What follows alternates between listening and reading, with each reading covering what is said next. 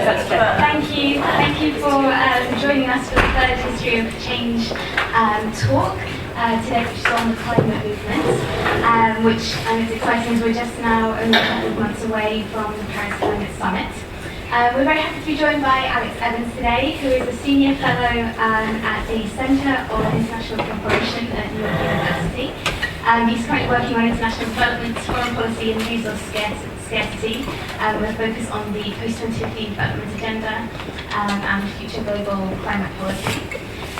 Today he's going to explore the history of the climate movement, what's been learned since the failure of the US climate negotiations and the Copenhagen climate summit in 2009, and look at why and how the climate movement and development movements need to join forces. On the format of this talk, Alex has kindly agreed to take questions at the end. So for those of us joining online, please send your questions or comments using link. And for those in the room, if you could just wait till you have the microphone before you begin speaking so that those online can hear you.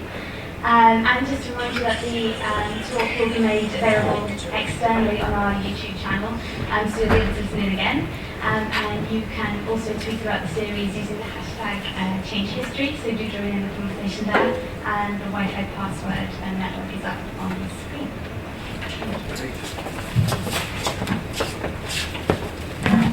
Thanks everyone, it's great to be here at SAVE. So, it's the afternoon of the 28th of June 1988. On Capitol Hill, NASA scientist Jim Hansen is testifying about global warming to Congress. Outside, it's an oven. Temperatures are sweltering to an unheard of high of 38 degrees Celsius. And the legislators and journalists in the room are close to fainting in the heat. It's one of those moments when it all comes together. The next day, climate change leads the New York Times on the front page. By September, 58% of Americans have heard of the greenhouse effect. And 2 months after that, the Intergovernmental Panel on Climate Change is set up. Global climate policy has just been born. Now it's 1990. In Geneva, the Second World Climate Conference is taking place. Margaret Thatcher, herself of course a chemist, is lavishing praise on the IPCC, which has just published its first assessment report. And as if to anticipate the Stern Review 16 years later, she's interpreting the IPCC's findings very much through a lens of rational self-interest. She's telling leaders that it may be cheaper or much more cost-effective to take action now than to wait and find we have to pay more later. So already at this early stage, the terms on which climate policy will play out over the next 2 decades have been set. This is going to be a technocratic agenda. Climate change is going to be owned by a priesthood of experts with their own language and rituals and gatherings and assumptions. NGOs can be admitted as members of the priesthood, but only if they're willing to adopt its worldview and profess its creed. As for the public, their job is to listen to the experts and then remember to turn out the lights. It is certainly not to participate, much less wield actual power. So it all looks very different to what's about to happen in development, where in the same year a retired lecturer called Martin Dent has just had the idea of linking the biblical idea of Jubilee with a debt cancellation campaign for the new millennium, where Jubilee 2000 will be driven by a mass movement and by moral outrage. Climate policy is going to be about science, summits, and economic self-interest. So maybe it's no surprise that when we look at opinion polls from 15 years later, at the time of Glenn Eagles in 2005, we find developed country publics saying they believe climate change is real, that it's urgent, that it's human-caused, but not particularly willing to countenance big lifestyle changes as a result, or demand radical action from politicians. It's a classic thin yes. There's no great conviction or urgency here. And politicians understand this very well, so the policies that they adopt are similarly half-hearted. The US pulls out of Kyoto. Then Canada and Australia follow suit. The EU stays in, but fills its new emissions trading scheme with loopholes. Emerging economies hang back, secure in the knowledge that there'll be no real pressure on them to act for as long as the rich world is so clearly failing to take a lead. And increasingly, the UN climate process resembles what my colleague David Stephen and I have called a multilateral zombie. It staggers slowly on, moaning piteously, never quite dying. And all the while, the world's emissions keep rising and rising and rising, so that over the 2 decades following the UN Climate Convention signing in 1992, global emissions rise by about 60%. And then 2009 rolls around and everything changes. Environmental NGOs are still running with the same theory of change. It seems to be going okay. A US presidential campaign has just been fought between a Republican and a Democrat who both think climate change is real, human-caused and urgent. And better yet, the House of Representatives has just passed the Waxman-Markey climate bill by 219 votes to 212. As Harvard political scientist Theda Skocpol later writes, visions danced in environmental NGOs' heads of a celebratory White House signing ceremony, nicely timed to tee up US leadership in the next international climate confab scheduled for December 2009 in Copenhagen. No one's noticed a new phenomenon called the Tea Party, which proceeds to spend the summer invading town halls, dominating talk radio and Fox News, and generally scaring the bejesus out of Republican legislators, as environmental writer David Roberts puts it. And by the time the Senate comes back from the summer break, prospects for US climate legislation have fallen apart. 6 months later, far from agreeing a 2-degree climate deal, Copenhagen breaks up having got rid of binding targets altogether. Instead, there's now a voluntary approach and pledges that, according to the International Energy Agency, put the world on course for between 3.6 and 5.3 degrees Celsius. As environmental NGOs retreat to lick their wounds, they commissioned Theda Skocpol to write a report explaining what the hell just happened. Her reply is that the Tea Party played an outsider, populist, values-led game against the NGO's insider, technocratic, facts-led game, and they ran over them with a tank. They never saw what was coming. As David Roberts puts it, national polls tell enviros what they want to hear. In the abstract, majorities always support clean air and clean energy. Enviros mistook these results for constituencies. But poll results don't attend town halls, or write to members of Congress, or exhort their fellow citizens through ideological media. Constituencies do that. Now it's summer 2014. Climate activists have just mobilized nearly 500,000 people onto the streets of New York, with the New Kids in Town, 350.org and Avaz, leading the charge. Over the next year, the media will be full of more totemic images of mass participation, people in kayaks taking to the seas to stop oil rigs from being towed out to the Arctic, or activists closing down production at Germany's largest open-cast coal mine. President Obama seems to be making a new climate speech every month. The fossil fuel divestment campaign is claiming one scalp after another. First Oxford University, then AXA Insurance, then the Church of England, then Norway's Sovereign Wealth Fund. The Bank of England starts an inquiry into the financial risk of oil companies becoming stranded assets as their reserves become officially unburnable. It couldn't look more different to the demoralized low point of 2009. So what changed in those 5 years? And is it enough to keep global warming below 2 degrees Celsius? Let's start with the first of those questions, where I think 3 things fell into place between 2009 and 2014. The first and most obvious one is that climate activists built a movement. Veteran 1960s New Left activist Todd Gittler observes that, quote, there's a social movement when some critical mass of people feel that it exists and act as if they belong to it. They begin to sense a shared culture with its own heroes and villains and symbols and slogans and chants. Their moods rise and fall with its fate. They take pleasure in each other's company. They look forward to each rendezvous. And people on every side, the friendly, the indifferent, as well as the hostile, all take note of it and feel something about it. They factor it into their calculations. They strive to bolster or obstruct it. On which basis, he concludes, there is today a climate movement, as there was a civil rights movement, and an anti-war movement, and a women's liberation movement, and a gay rights movement. Climate activists have also recognized that movements matter not just because they can demand that policymakers do stuff, but also, more subtly, because they're incubators for new values. Movements provide visible demonstrations of people living out the new norms that they espouse. And at the same time, they create congregational spaces in which the movement's members can see each other and know their power. And the climate activists also understood the power of small groups within the larger movement. Mass mobilizations at rallies or pop concerts are great for a summit, but if you're playing a long game, as the climate activists now are, and you want to keep up pressure over time, then small groups are the glue that keep people engaged and fired up. Armies have always understood this, which is why they're organized around the basic unit of platoons.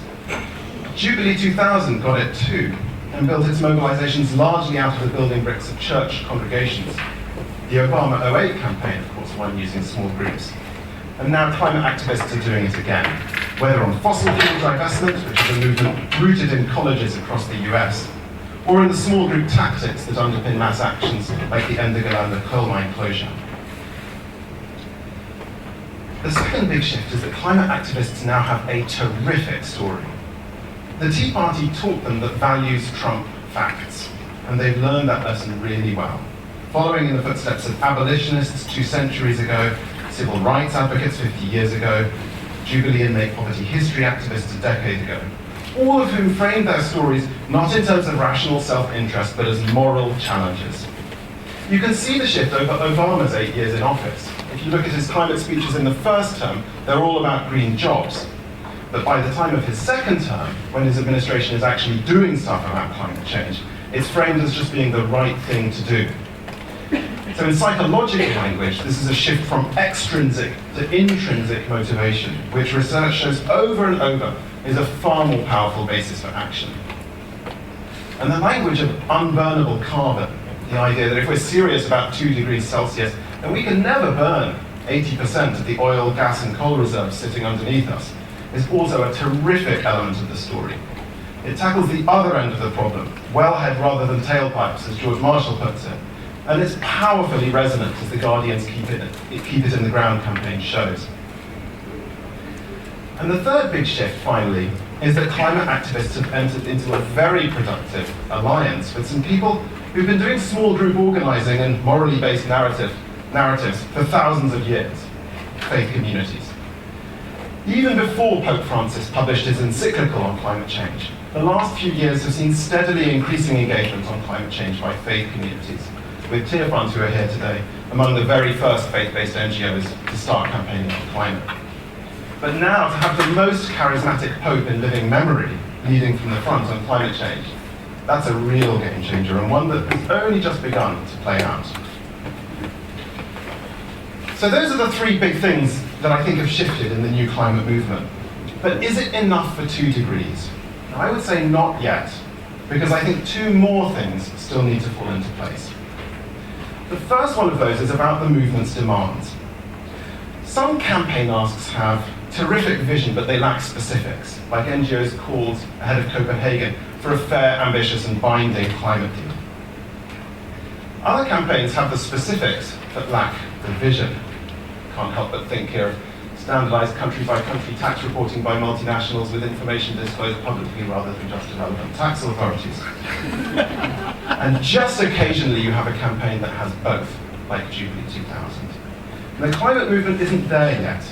It has a great vision of climate stabilization, whether that's expressed as 2 degrees or as the 350 parts per million of carbon dioxide in the atmosphere as an upper limit that gives 350.org its name. The movement also has some really resonant tactical asks, things like demanding that Obama say no to Keystone XL, or that Harvard divest out of fossil fuels.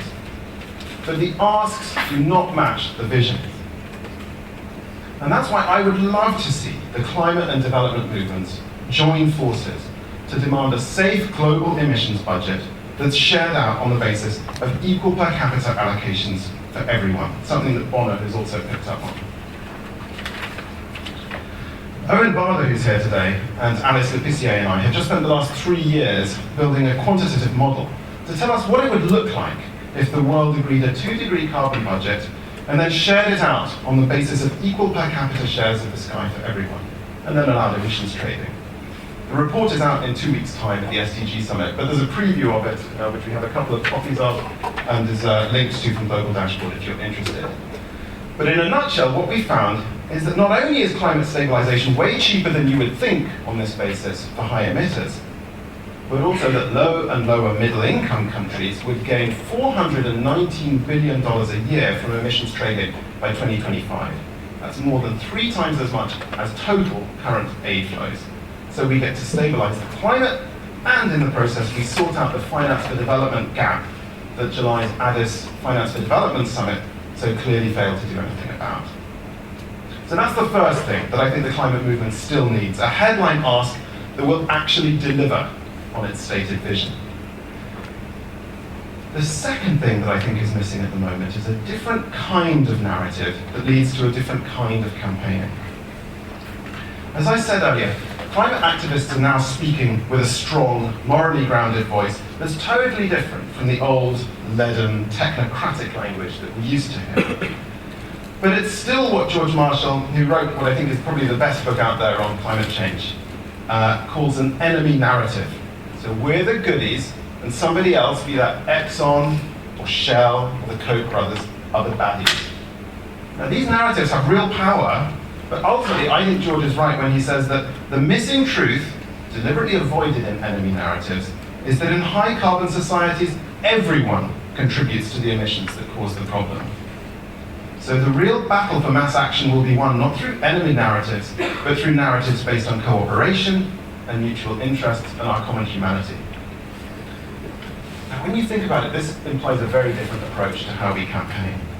It's a point that Micah White, who's one of the co-creators of Occupy, echoes when he says that protest is broken, and that, quote, "What I am proposing is a type of activism that focuses on creating a mental shift in people." Basically, an epiphany. I think that is exactly right. We need epiphanies, possibly, but by no means necessarily of the religious variety, that create the sense of being part of a larger us, of living in a longer now, and of wanting a different good life to the one that's been sold to us. So how would we do that?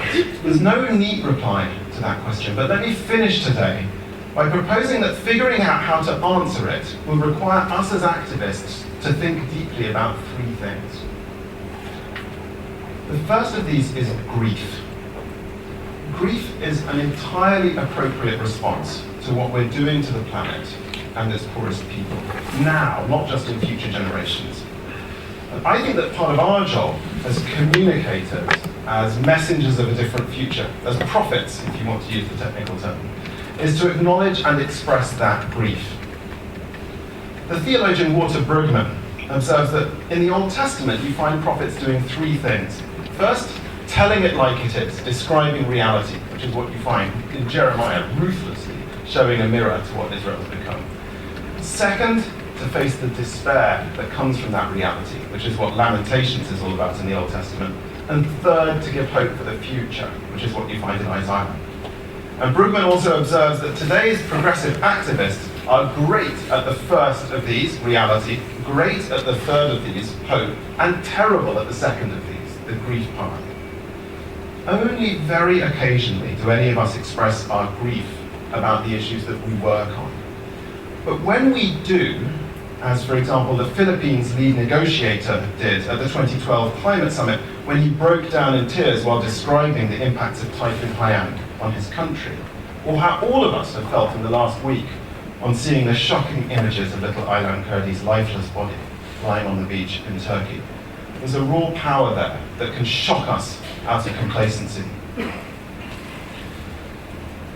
The second idea I think we need to think more about is forgiveness. Climate campaigners can sometimes seem to believe that if they can just make everyone feel guilty enough about climate change, then results will surely follow.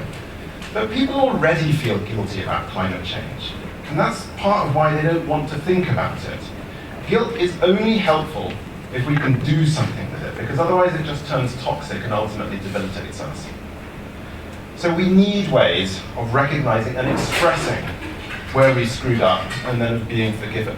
Think of the Truth and Reconciliation process in South Africa after the end of apartheid. And to go back to another religious analogy, in the Judeo-Christian tradition from 1000 BCE onwards, there's a recognition that human sin, which is usually interpreted as one of the 3 of either being ignorant or allowing injustice to exist, or idolatry, i.e. worshipping things rather than God.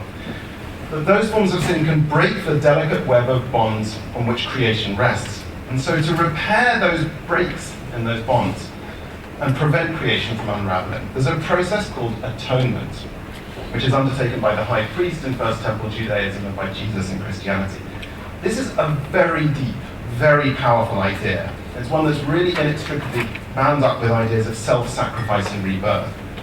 And if you think this is all sounding a bit abstract, actually it comes with very concrete prescriptions for how to apply it in the social, political, economic, and environmental contexts.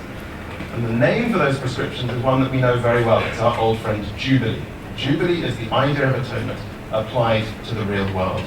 And Jubilees were always about much more than just debt cancellation. There's a massive emphasis there on allowing the environment to recover and on twice per century resets of wealth to prevent inequality from building up across generations. Ideas that could not be more germane, I suggest, to where we are today. And that brings me to the third and final idea that I think we need to think about more. It's the idea of restoration. I have always hated the lame concept of sustainable development, which feels to me as though its aspirations go a little further than stopping things from collapsing altogether. I want a vision in which we repair the damage that we've done. And to go back finally to another religious analogy, in Judaism and Christianity, restoration is the result when atonements, jubilees, are undertaken properly. It's why the Bible ends in the same place that it began, back in Eden, with humans restored to paradise. And that's an image that I can't help but think of when in Ethiopia, which is where I live, I see hills that used to be bare hillsides where all the soil had been washed away by erosion, but that have been painstakingly restored back to being lush forests again. And I can't help but yearn for social restoration too, because we've got a lot of damage to repair in terms of impacts we have had as people in the developed world on others who we've never met through our emissions, our subsidies, our financial regulation, our arms sales, and so on. And that's to say nothing of repairing the damage that our forebears did, whether that's through slavery or colonialism or historical greenhouse gas emissions that are still today in the air around us. So religions have always been good at talking about grief and forgiveness and restoration. And that may work for me as a Christian, but there are lots of other people in our secular society for whom it doesn't work. And here is where I think our real challenge lies. We do need to find new ways of talking about these issues rather than sweeping them under the carpet. Ways that work in our postmodern technocratic societies in which there's nevertheless a real search underway for stories that work. It's not the kind of thing that we usually talk about as campaigners, but if our old theories of change don't work anymore, and they don't, then we need to be ready to change as well. I'll stop there. Thanks again for the invitation.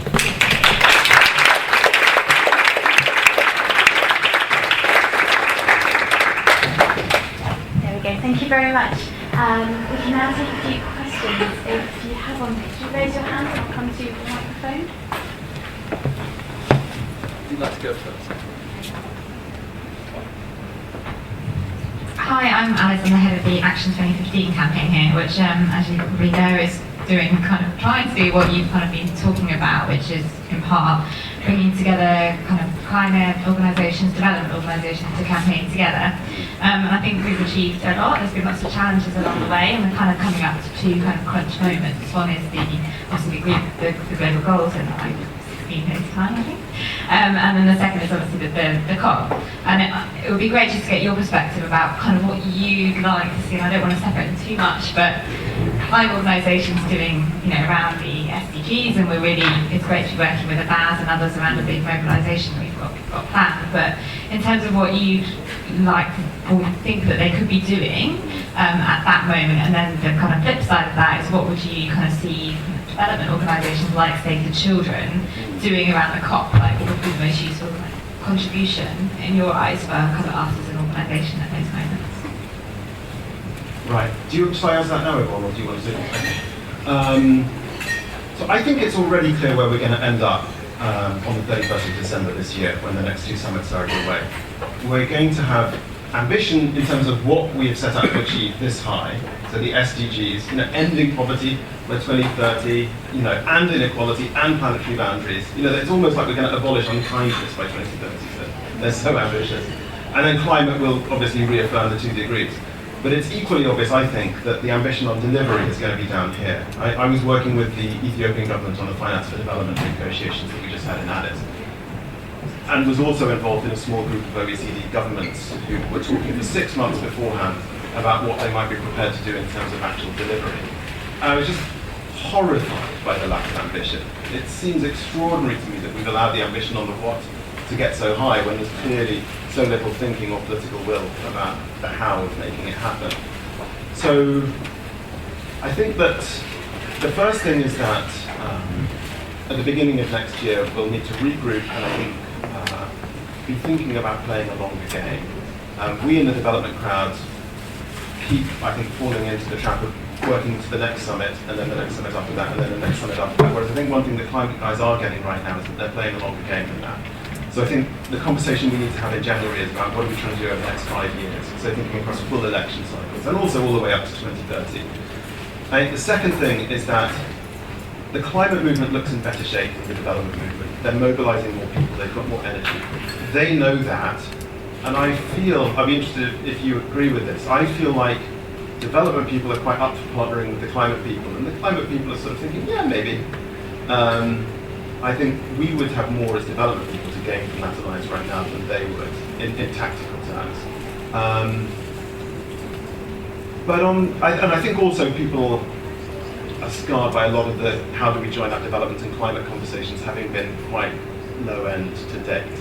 Quickly devolves into very boring conversations about climate finance rather than big ideas. And that's partly, I think, because we are thinking at this tactical level rather than where we're trying to get to over 5 to 10 years.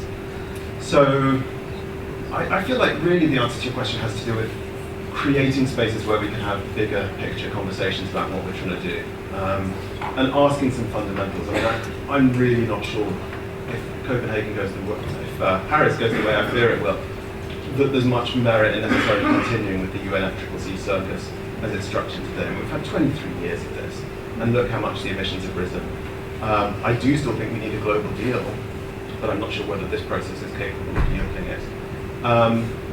So I think those spaces for big conversations and then introducing big ideas into them, which is why the idea that Owen and I have been working on resonates with me. I mean, we want to put something on the scale of HIPIC down, and then start building a movement around it. Because at the moment, I feel like our asks don't get to grips, as I've said, with the scale of the problem.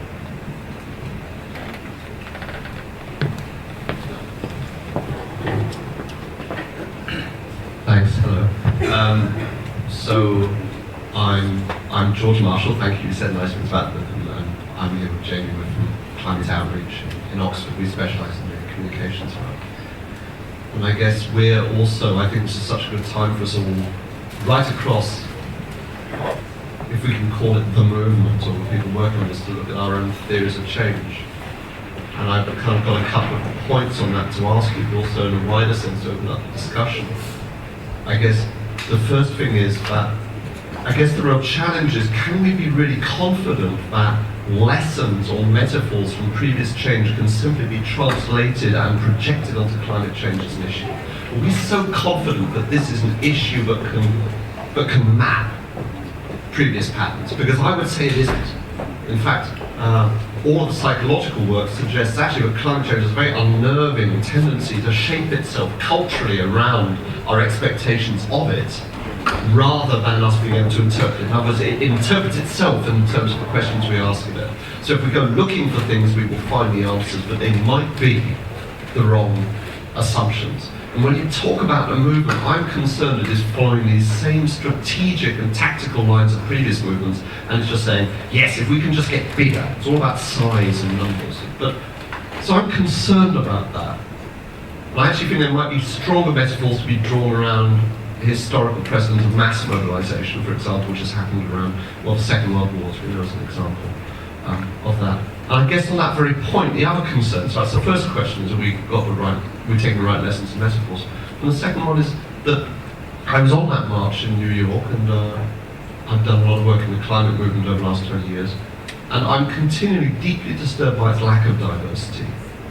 It's got a diversity, it's got an increasing diversity in terms of colour, and it's got trades unions involved, and it's got a wider range of that, but it is extremely oriented towards the left in an issue where the single greatest divide on attitudes in climate change becomes a political orientation. And so I guess that is the other question to you is, do you share that concern that we're dealing with something which seems to not be adequately engaging with people on the right? And how would you see that being incorporated in a movement, bearing in mind that previous movements have indeed drawn from right across the political spectrum? Yeah, really, really great question. And I suppose that I think I agree with what I am inferring to be the underlying place that question is coming from, which is that I think that we need to meet people where they are in terms of their values, and then using those values as our vocabulary, rather than expecting everyone to become a lefty like we are, and then they'll see the light.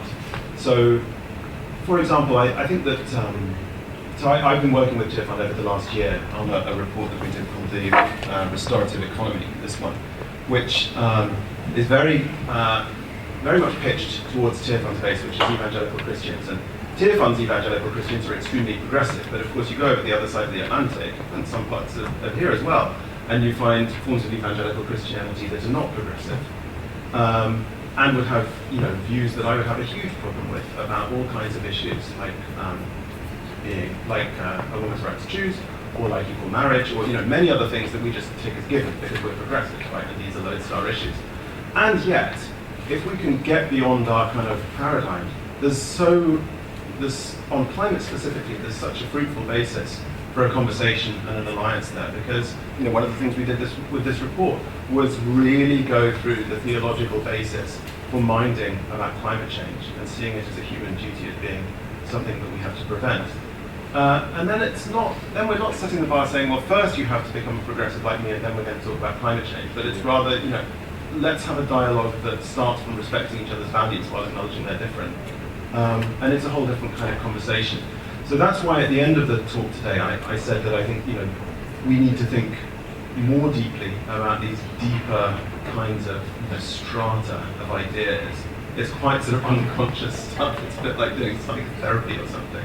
But I mean, that's the level that people operate from. I think, one of the points in your book is that part of the reason that climate change is difficult for people to think about is because it does kind of raise questions of death at a civilizational level. At an individual level, we spend a lot of time and energy not thinking about our own death. And this is an uncomfortable thing about climate change. It makes it hard to think about. So I think we do need to be willing to think and operate at that much, much deeper, much more uncomfortable level. And I think part of that is also, as I say, about meeting people where they are in terms of their values. Now, in terms of bringing that back to your first question about movement, so yeah, I'm not saying that the 400,000 person mobilization last September is the be all and end all. I do think I would much rather it was 400,000 people than the 25,000 people that the development crowd managed to mobilize for the Munich G7 this year. Larger is still better than smaller in its own terms. But yes, we need a movement that's more diverse. But you can have movements that are diverse. We've had them in the past. I mean, if you read Bury the Chains, that fantastic history, which I'm sure you have read, of the abolition of slavery, it was a wonderfully diverse cast of characters involved. Some of them were evangelical Christians, some of them were Quakers, some of them were people who'd been involved in the slave trade and were just coming from their own experience. I mean, it was fabulously diverse cast of characters, and I think that that's absolutely something we need to aspire to. And again, it comes back to the same point that we mustn't expect people to convert to our values as a precondition for being part of this coalition. We have one question from online, and then I'll come to you, Cash. So we have, do the failures of Copenhagen and Kyoto mean you see any change happening in spite of, instead of using institutions like the UN and attendant organisations?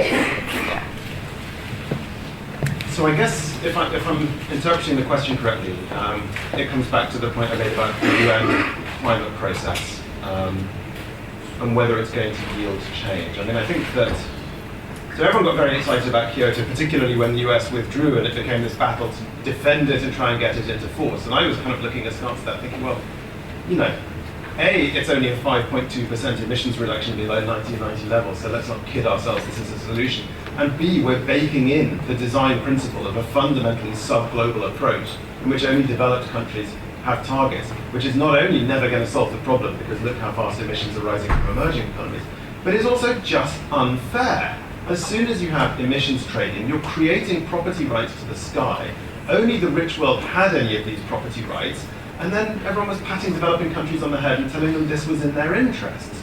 And as I say, you know, what we are creating property rights.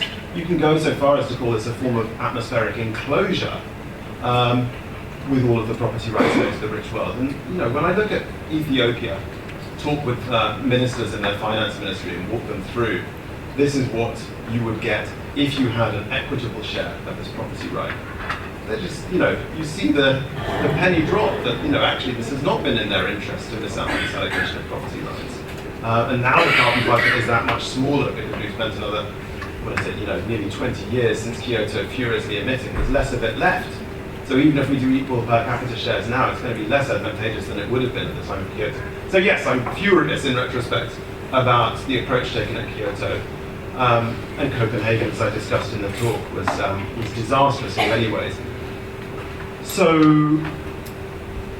the thing that alarms me, though, is that I think a lot of progressives are now taking away the conclusion that just like, this multilateral stuff doesn't work. It's just too difficult. We're never going to get any results out of it. Let's just concentrate on decarbonization. And so they end up, you know, admitting defeat and ending up in the same place that the Bush administration was in, you know, in 2000 when it repudiated Kyoto, which was the thing they all got so cross about. I mean, for me, we do need a multilateral process. We do need a global framework. But we've got to build it on the right principles. And the right principles are, let's have an emissions budget designed to keep us below what we regard as, you know, a safe level of greenhouse gas concentration, rather than this pathetic approach where everyone does what they feel like they can manage. And then let's share that out equitably, recognizing that this is the 21st century, you know, new property right being created and allocated. And it has to be fair, and then allow emissions trading, at which point, you know, we have done the biggest win we've ever achieved on finance for development. So that would be my answer on the UN stuff. Hello, I'm Cash. I like to think I'm on both camps, development and the environment. One of the things that I wanted to ask you about is actually what you think the role of technology could play in all of this, because but going back to your previous comment, point that you made, I actually think multilateralism in terms of getting a deal through the UN is almost pointless, because I don't think you're going to get 193 countries to agree to something legally binding and actually go through with it and get the deal and get what's needed. But I do think technology can play a bigger role, and I also think, coming back to the chap before's comments about bridging it between the left, not making it a left and right issue, I think rather than focusing completely on decarbonisation and stopping oil companies, thinking about actual solutions and using the best of business and industry to come up with solutions is probably that you probably figured out. That's my point of view now, but just wanted to know what you think about the role technology could play. Right. So you often hear green NGOs saying, you know, technology is not a panacea to climate change. I think that's completely wrong. Technology is absolutely a panacea to climate change and the thing that will get us through this. My question is, what's going to drive that technology? What is going to make the right innovations available at the right time and above all at the right cost? Because unless and until we get to a point where the clean option is cheaper than the dirty option, then we're going to be fighting an uphill battle. And so, for me, that comes back to the fact that we need prices, the prices we pay as consumers, the prices businesses pay for their inputs, to tell the truth about environmental impacts. Because as we all know very well, climate impacts and other environmental costs are currently externalized from prices. So for me, that does come back to the need for, you know, it might be carbon taxes or it might be emissions trading, but we need these mechanisms. We need policy, bluntly, to drive the technology. Well, I absolutely do not think that governments should be in the business of picking winners. I dislike it when they say, let's really subsidize this form of renewable energy and not that form of renewable energy, because we've seen a long history of that and it doesn't work. So let's price it in, just get the market framework right, and then, you know, leave companies to get on with the thing that they do well. That, I think, is what's going to drive the technology. I do not buy the argument from people like the Breakthrough Institute that if governments just throw some money at this as if it were the Apollo program, this metaphor we constantly hit, that suddenly, as if by magic, great new innovations will come on stream and be able to compete with dirty technology, even though they still, even though environmental costs are still externalized from prices. But yeah, technology is going to save us if we just get the policy framework right. Okay, any other questions?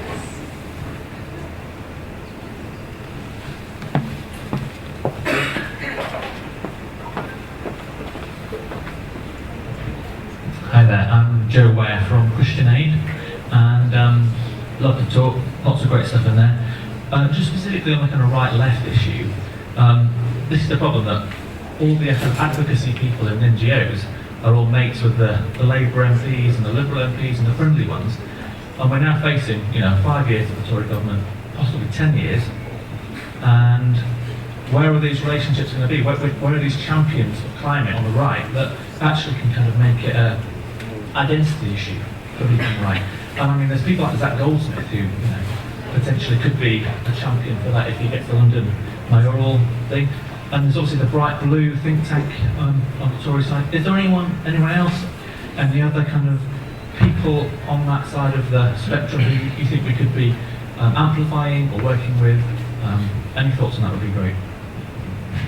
I mean, I can't think of a bunch of individuals' names that we haven't spotted yet. I'm quite out of touch, honestly, with the UK political scene because I've been living in Addis for more than 3 years now. But I think it's absolutely the right kind of question. I mean, I think when you look at the development context, there's a few people on the right who've kind of taken development up and run with it. People like Tim Montgomery, for example, both when he was at Conservative Home and now at the Times. And that's been so helpful because, then in conversations that we may have in the advocacy context, we can point to the fact that people from that tribe talk to this agenda. Zach Goldsmith is, obviously I agree with him on climate and environment. I do think it's kind of a problem in the Tory party that he does have all of this eco branding with it. Because, it's another point in George's book, but I think it's really problematic that climate has become framed so rigidly as like it's got to be an environmental issue, you have to buy into all the eco stuff. And that's quite limiting. Lots of people don't feel particularly fired up by environmental issues, and by extension, climate doesn't figure that highly either. But climate's like an order of magnitude bigger, it's an existential issue. So, yeah, but I agree, it would be great to have one of those people. Just want me to speak to my fellow one. This is Alex's gig, not mine. Usually says.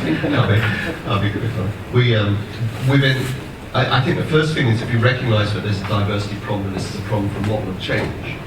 In terms of political diversity, when it's incumbent on us to try and make that happen, just as it would be when we recognise diversity issues in other areas, whether it's diversity issues of gender or diversity of race or class and so on. You have to actively go out and make that happen. And I think that one of the issues right now, this is why it's a challenge, and it's one which within our organisation, despite the fact that we come from the progressive side of politics, we've decided to go into this wide open territory where I must say, you look around and you go, well, who else is working this? Well, they're not.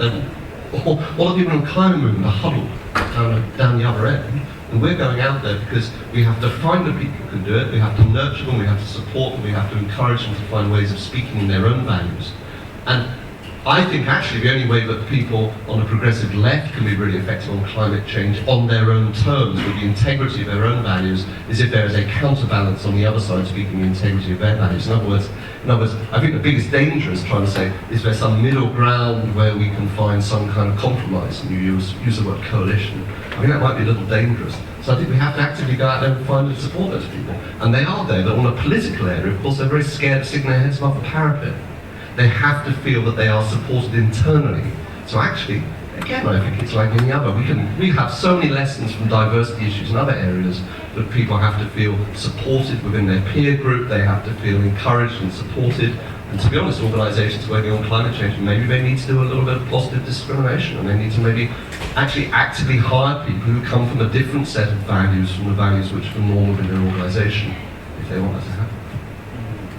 But then that does raise the question of who would those organisations be who occupy that kind of, it's not a neutral space necessarily, but not necessarily an aligned space. In other words, an overtly lefty campaigning organisation is not necessarily going to be well placed to go and start catalysing thought leadership on the right. I mean, you guys occupy, you are not branded. You may individually help in the progressive left, but that's not the point of branding, right?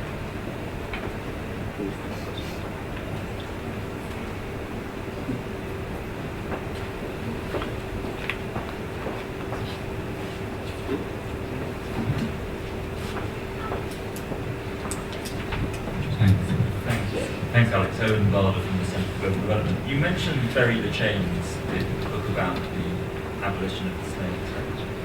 And I was reminded today, coincidentally, that the abolition of the slave trade is estimated to have cost the UK 2% a year of economic growth every year for 60 years.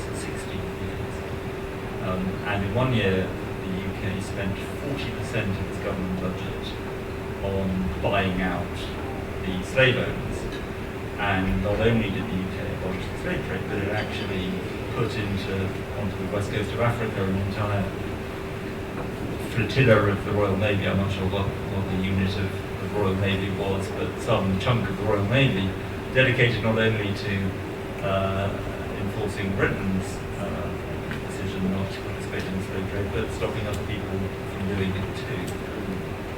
It seems to me that here we are, a couple of centuries later, much richer, and yet much less willing to bear those kinds of costs for a moral issue.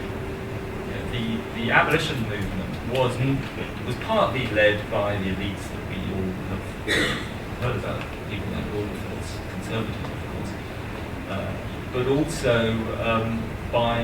by citizens, by mainly northern, mainly women boycotting sugar from slave plantations, and a real popular movement that this was a moral issue on which they were going to take a stand.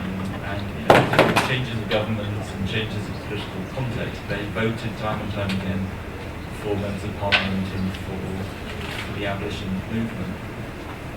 So, on the one hand, I buy your idea that morals trump science, that it's moral movements.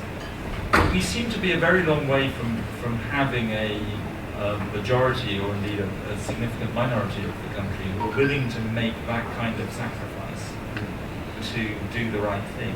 And I just wonder if you have thoughts on how you would. Do we need to recreate a movement on that kind of a scale, both on the development issue and on the climate issue? And why are we so far away, despite being so much richer, from having that kind of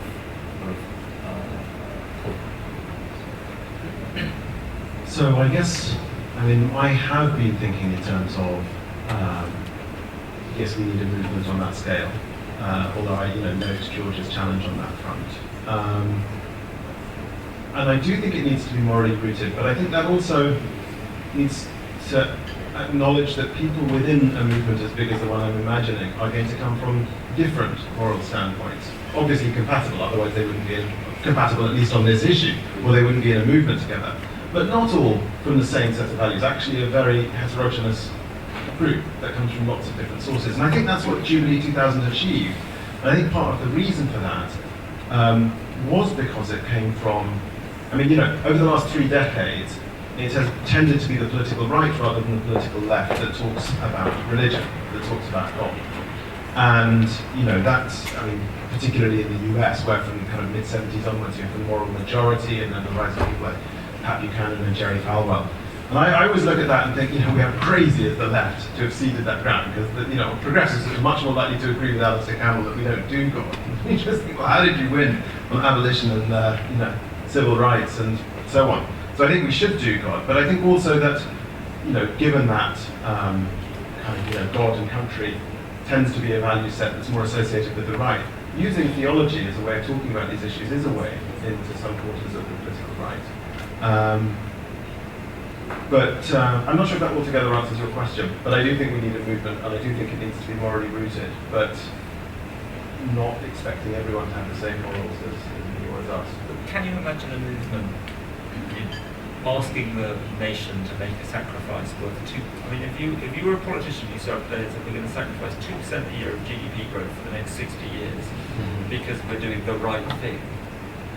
You would not get, you might get elected to leader of the Labour Party, it turns out, but you wouldn't get elected to Prime Minister.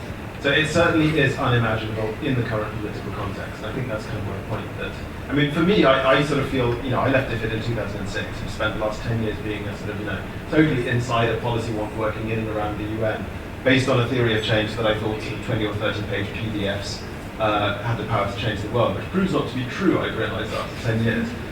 Which is why I'm sort of, hanging up my policy wonk hat and getting into the kind of newer and more unfamiliar territory of campaigning and opening up political space. Because, the one thing I do feel clear about is that's where there's work to be done. There's too many reports as it is. And so this is, for me, a kind of attempt to start thinking through that ground. But, I have way more questions than answers. But I do feel clear that, your question is its own answer. Yes, it is unimaginable to think that a big majority of our public being willing to give up 2% a year of GDP. But, the flip side, the thing I draw hope from, crazy hope maybe, is that, this is an age of kind of insane, participatory, non-linear change. Obviously that's what we saw with the Arab Spring, and it's very unpredictable. It doesn't necessarily have good outcomes, as the Arab Spring also showed. But I think we're seeing some of that now, with the way, people are so fired up, or have been over the last week, about the images of Ayaan Kurdi's body, that they're not just demanding that policymakers do something, they're actually getting in their cars from Austria and driving to the border to pick people up. That's where, something at a whole different level is happening. And I don't think we know very much what's happening there. Can you set out to create that kind of effect? How do you use shocks intelligently so that you harness that short-lived window of opportunity that opens up in just a few weeks after something like the financial crisis or the images that we saw last week? And as I say, this is a different way of operating, which we don't do as campaigners. But I really feel like there's a lot of gold buried there. Thank you. Are there any further questions?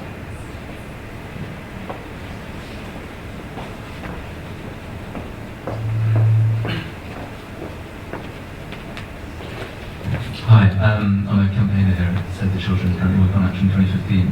I just wanted to ask about, we haven't talked that much about big business or the big energy companies around the world, but over the years, not knowing necessarily specifics, but the kind of political capture, the amount of money they poured into politics and what that's meant for the climate campaigning and the drag that's been on political change, and how have you seen, talking about history of campaigning, but from what you've seen, and how has that changed over the last 15, 20 years?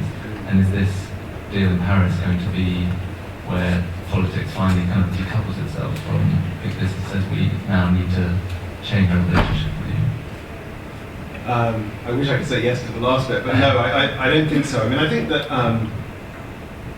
business's strategy, we're over-homogenizing immediately, when I say business, as if they're all doing the same thing, because there are businesses, like Unilever, who are out there saying we need you to price carbon policymakers, we need a framework within which we can operate. But equally, there are companies, as you say, in the energy sector playing a very regressive game, and their tactics have shifted, but the strategy hasn't. When you think back to the Global Climate Coalition in the mid-90s, that doesn't exist anymore, but you still have companies funding denialist research and so forth. I think the bigger question is the one to do with the enemy narratives point on which I quoted George, that it's enormously tempting for us to sort of use our energy charging at them to rebut, and therefore sort of engaging in that same discourse of an enemy narrative. But I don't think it's going to be the thing that gets us to where we need to get to. So I think for us the implication may be that we just kind of have to ignore that tempting fight and concentrate on sort of recognizing that we've met the enemy and it may be us. As one returning Vietnam veteran observed when he got back to America after the Vietnam War. I think we have time for one last question. Is there this one?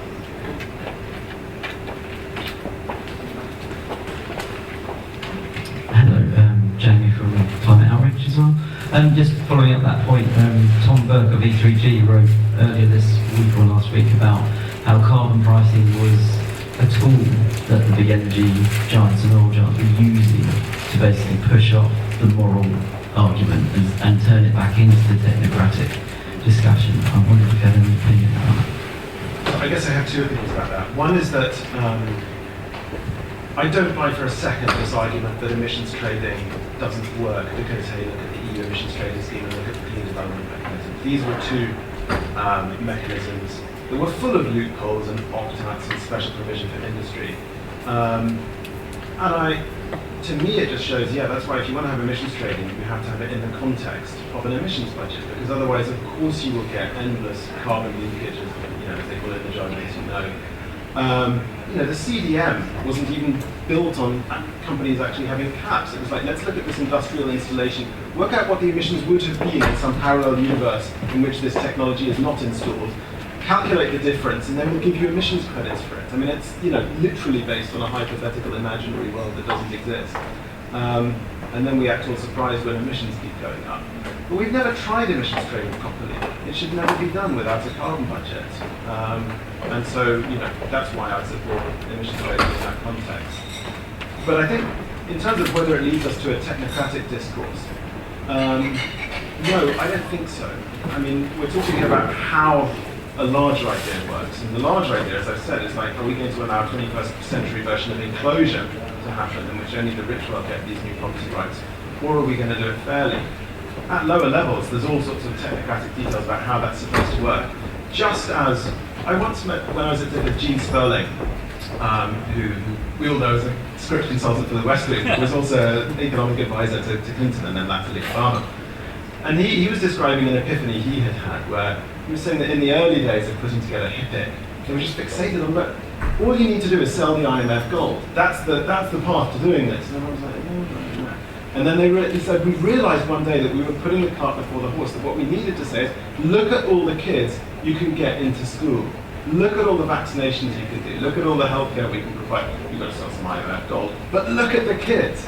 And it was that the technocratic stuff was the thing in the shop window, whereas actually the vision needed to be in the shop window. It's just that also needs to be aligned with the right technocratic stuff. So emissions trading in the context of an emissions budget is like the stuff in the back office. The front window is, I think, we get to stabilize the climate and we create this massive new source of finance for development with an inbuilt bias towards the poorest countries that have the least access to alternative sources of development finance. And for me, it's a slam dunk. Yeah, well, thank you very much for joining us today. If you could all join me in thanking Alex for his impact.